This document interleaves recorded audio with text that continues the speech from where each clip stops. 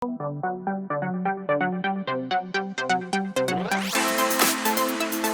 วัสดีครับกลับมาพบกับ KOO Joe Channel กันอีกแล้วครับและในวันนี้ผมมีข้อมูลดีๆมาฝากเพื่อนๆกันอีกครับอย่าลืมกดไลค์กดแชร์กดติดตามและที่สำคัญอย่าลืมกดกระดิ่งเพื่อคุณจะได้ไม่พลาดคลิปดีๆจาก KOO Joe Channel ด้วยนะครับเคยไหมครับที่บางเวลาก็เหงา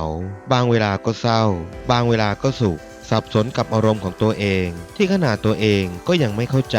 แต่อยู่ๆชีวิตก็เริ่มมีชีวิตชีวาขึ้นมาเมื่อเขาคนนั้นเดินเข้ามาในชีวิตแต่เราจะมั่นใจได้อย่างไรว่าเขาคนนั้นคือคนที่ใช่สำหรับเราหรือเปล่า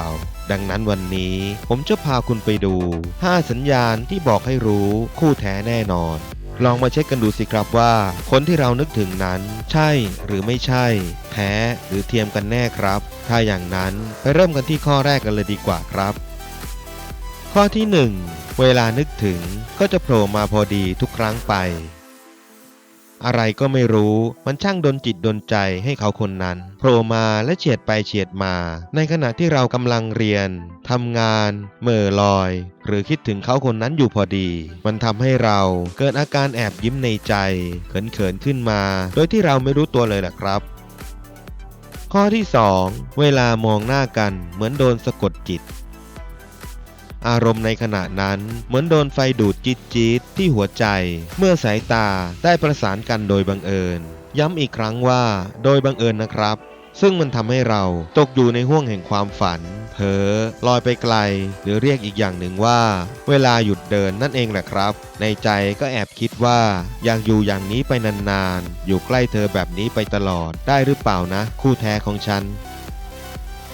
ข้อที่ 3 เวลาอยากได้ใครมาเป็นเพื่อนเขาก็จะโผล่มาพอดีในข้อนี้หมายถึงว่าหากเราต้องการหาคนมาช่วยทำโน่นทำนี่เช่นเดินเล่นซื้อของเบื่ออยู่คนเดียวแต่อยู่ๆเขาก็จะปรากฏกายให้เราเห็นโดยไม่รู้ตัวและจะเริ่มสนทนากันอย่างสนุกสนานถ้าหากว่าเขามาคนเดียวคุณก็จะชวนเขาไปเดินด้วยกันและในใจคุณก็อาจจะคิดว่าฉันรอเวลานี้มานานแล้วนี่แหละเนื้อคู่ของฉันเสร็จฉันแน่ๆละทีนี้ข้อที่ 4 ครั้งแรกที่เจอก็รู้สึกว่าเคยเจอกันมาก่อนรู้จักไหมมันคืออาการเหมือนเหตุการณ์นี้เคยเกิดขึ้นมาก่อนแต่ไม่รู้จำไม่ได้ว่าตอนไหน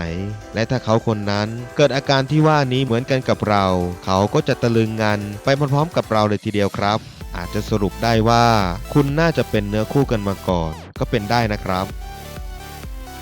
ข้อที่ 5 เวลาอยู่กับเขาไม่รู้สึกเก่งแต่จะรู้สึกดีที่สุดคือว่าอยู่ด้วยกันแล้วสบายใจ